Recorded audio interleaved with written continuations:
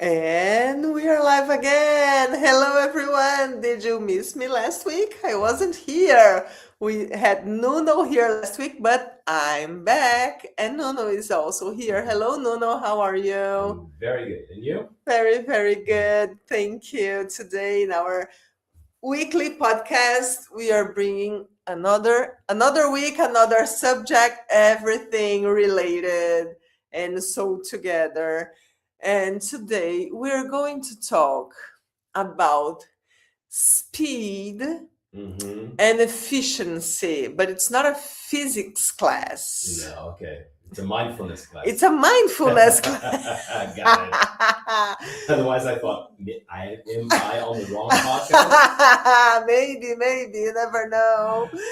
Okay, Okay. but it's really common when we talk to someone, and especially we always bring here our personal experience, and everyone know that we used to live in New York, and we notice that you meet people in the streets. Hey, hello, how are you? Oh, I'm good, but I'm late. I'm on a rush. I have something to do, and people are really speeding their lives. Correct. And we can notice, we understand that sometimes, yeah, we have to speed up because we have too much to solve in our plates. We have too much in our plates, and we have too much to do and too much attention to give. But it's important that this is not our default. Yeah.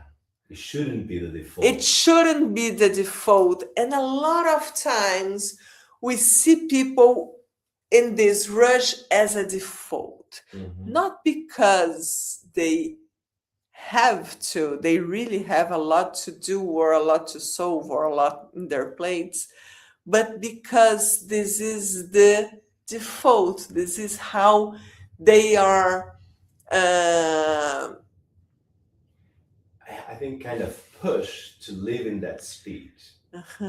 It's just a it's not a condition. Yeah. It's It's the environment that is like if most people are living that way, if you Yes. are in that community, you're going to absorb that way of living, that Exactly. speed, that Exactly. velocity, that Yeah. craziness. Yeah. And there is this thought, this common thought that when I am doing this in a rush or when I'm doing a lot of things, in fact, I'm being more efficient. And this is what I want to talk, at least to start talking about. You want to share your experience a little bit about that? Yes. I will never say that speed is bad. Okay. I think if you are agile, if you are someone skilled about one task, probably going to do that task faster. Okay. Let's see. People that are very used to use spreadsheets, probably they know by memory more formulas than I do because I use just the simple ones. And so I will be slower than someone that is more used to type those crazy formulas. That's fine. So that's fine. So speed is not something bad Necessarily. but there's rush. Exactly. And when it's rush, then it's bad. You're gonna lower your skills. You're gonna lower the outcome, the end result, The attention, the attention to details, the attention to the end result. And you guys say, yeah, it's done. You send the PDF, and it's all wrong. You didn't review. Yeah. That's not a good way of building productivity in a mindful way. It's quite the opposite if you do that. So when you're rushing, probably you are compromising something. And so take a step back. Sometimes you're just going to add 2 minutes to review. And then you hit the send button. Okay, but you send it with awareness, not in that rush. I need to send this now. I need to. Come on, you're. That doesn't work that way. It's not gonna work. Yeah, And the sure. thing is, for that simple example, the PDF is wrong. The time that will take you to receive the reply from the email saying there's something wrong with the file, and then you need to open it, then you need to review, then you have a bunch of blame covering your covering your personality, then you need to review, you need to rewrite, and so at the end you're going to spend more time dealing with something that if you avoid rushing, you will do better. Yeah. You're going to send, you're going to have a thumbs up at the end. So I don't recommend rushing. Yeah, true. There is this sentence from Professor DeRose, and he says that everything you do in a fast way, it's going to be faster if you do it slowly. And it's so true. 100% agree. Right?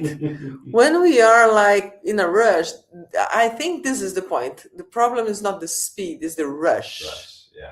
And if you're doing things in a rush, the probability that you're going to make mistakes is way bigger. And a lot of times this happens because you are not fully aware of what you're doing because you are rushing. So your mind is not clear. Your mind is like a lot. So you can't focus, you can't connect with what you are doing.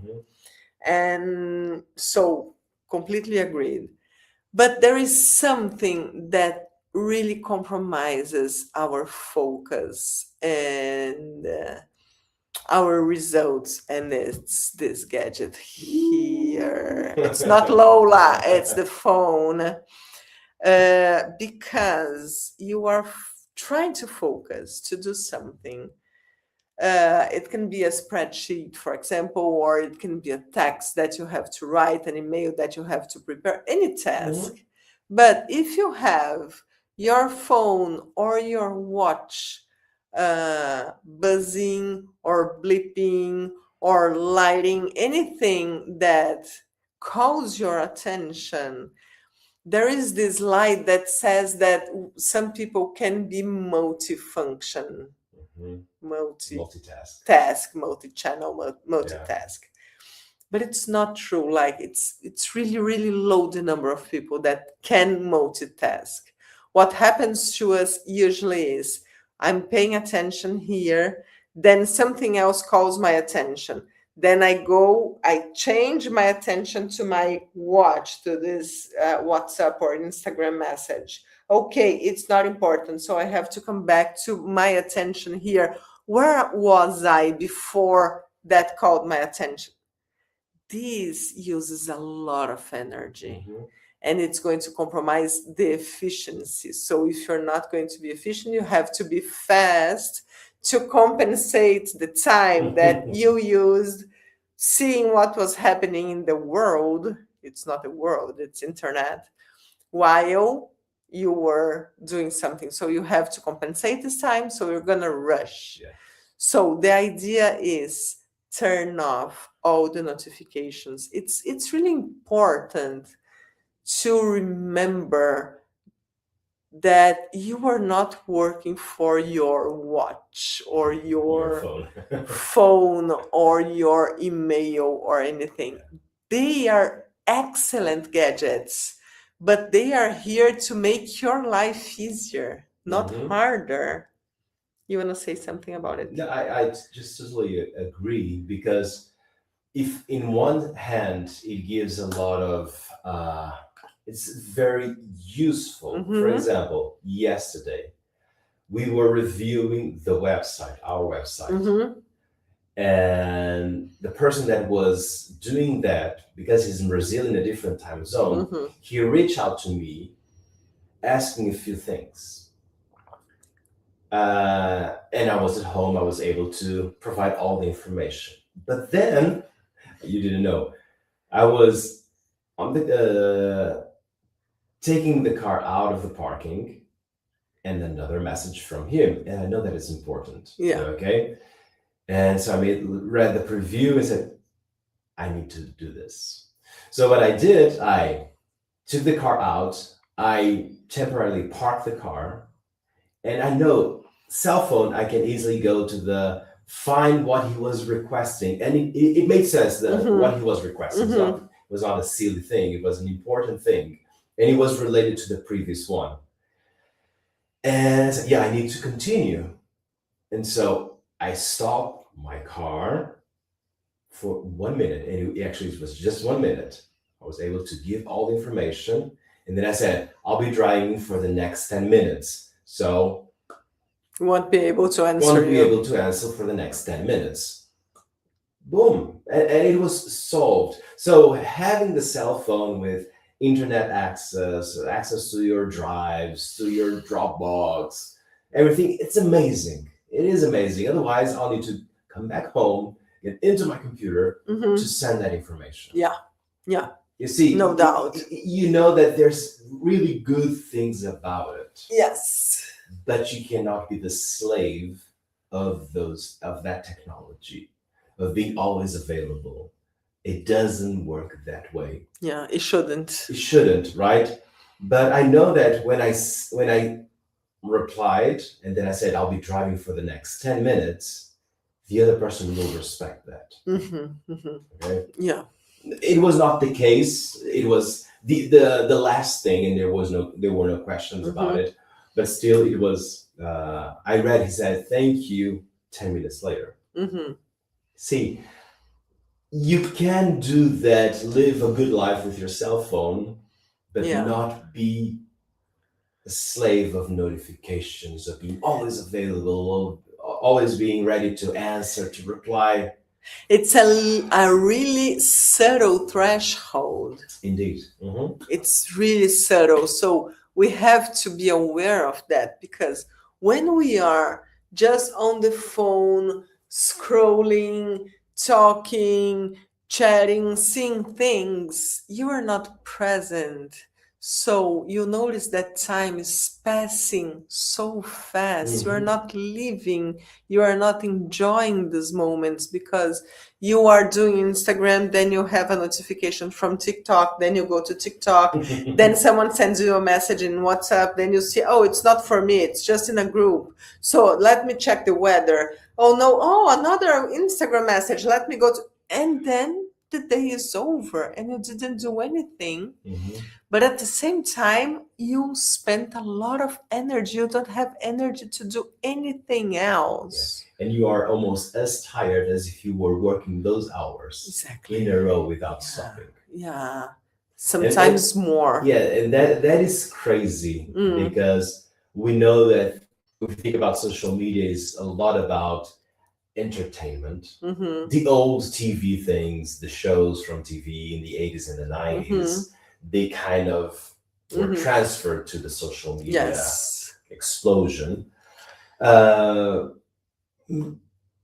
imagine you are drained after a few minutes on social media. Yeah. On suggested videos, and links, and if you have FOMO, it seems like everybody's away and ahead of you of that subject, and then you get anxious.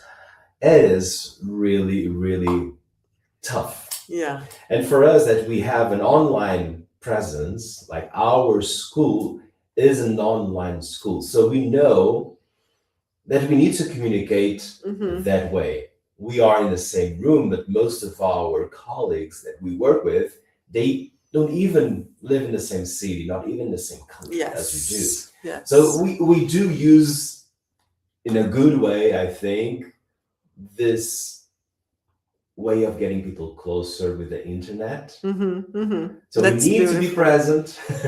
We need to be on Instagram, like we are here. We are on YouTube as well. We need to send emails. We need to do all of that because we are an online platform, but always controlling in a mindful way the time that we spend here. Yes. Okay, that's challenging. And one exercise that we can do every day, I do a few times a day. I just am out, no notifications. Of course, I do that during the night, like no notifications during the night at all. But when I do my classes, I also turn off the notifications, like don't disturb. I have the virtual board, no disturb. When I'm doing something, like it's important a few times a day to put the don't disturb board, so people, it's not people, it's you are not going to be disturbed by anyone, and you can be completely present. So if you have something important to do, if you have to be aware, if you have to be present doing something, use this skill, no, I this think it'll be widgets, widgets, probably. okay, Yeah. and then use that to be completely present and completely offline, Mhm. and be more present in what you are doing at that moment. Yeah.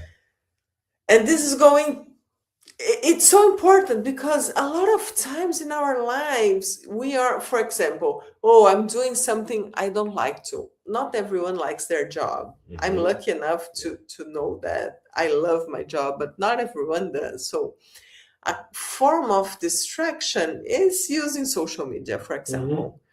But then you get used to that. And then the moments you should be present, for example, you are on vacation, you are with your family, you are with your beloved ones, you are going to be used to get the phone and to scroll, Yeah. because it's just a habit that it's already automated in your Yeah, yeah, yeah. in your life. So when you question that, when you, okay, I'm not going to be online all the time, I'm going to be present here. It's important to do those things, not to work in this automated way of living, right? Yeah, yeah. Yeah, I totally agree. Even though I think there's always space for everything. Mm-hmm.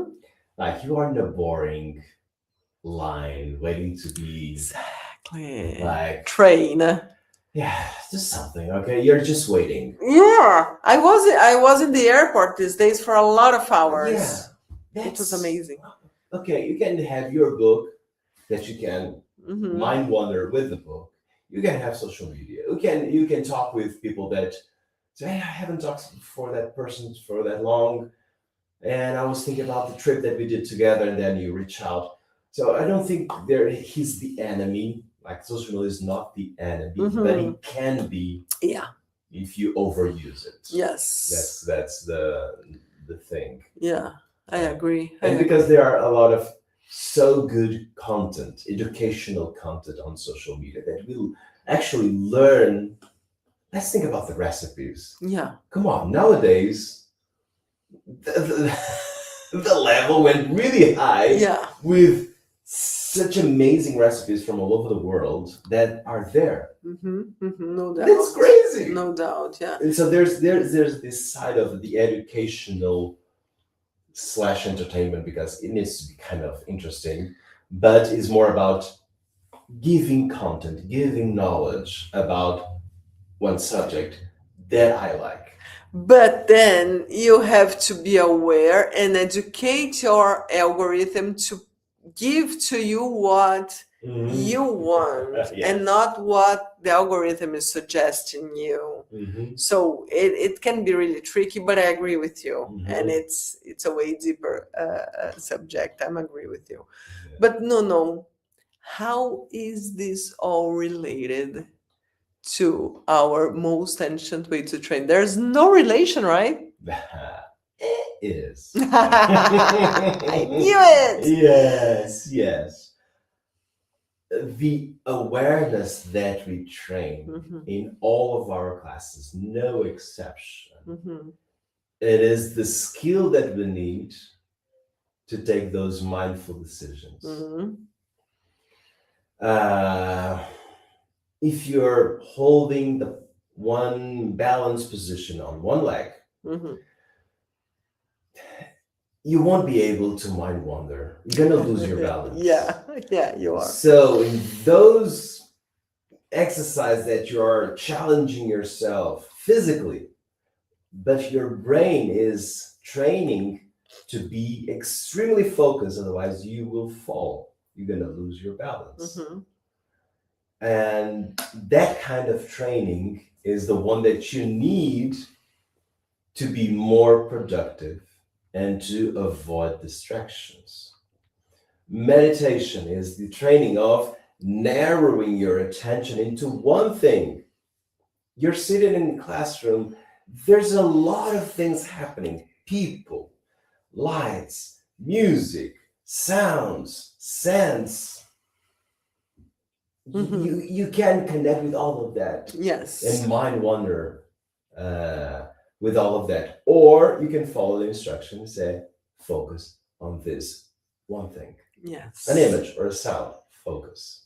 And that way your mind will try to mind wander, and then you go on and train your mind to say, not now. Teacher said to focus on this sound. But there's no, I know that there's another sound. No, this sound. Oh, but there's also this music the sound. Oh, but then I have the email, the sound, the sound, the sound. That's the training of coming back to the training of concentration, of focus. And that's our approach to meditation, to train your brain to gradually be more equipped to focus, come back to the main subject. When you do that and you are trained that way, on a meeting, imagine how productive you are. Exactly. And then you don't have to be in a rush all the time, because you can be more effective, more efficient in what you're doing. Because, okay, this is important. Let me write this down. I'm not going to use some space in my head for that. Okay, it's here. Then I know that I have to be home. Like, you have more a sharp mind, of a sharp focus that's going to help you. And then you don't have to be in a rush all the time, because you're using your time wisely. Yeah. So that means you're going to do, if you have before and after kind of things, okay, if you have 10 tasks to do without the meditation training, you're going to use a specific amount of time. With the meditation training, you're going to do those same tasks in less time. And then you can choose, I can do more things in less time.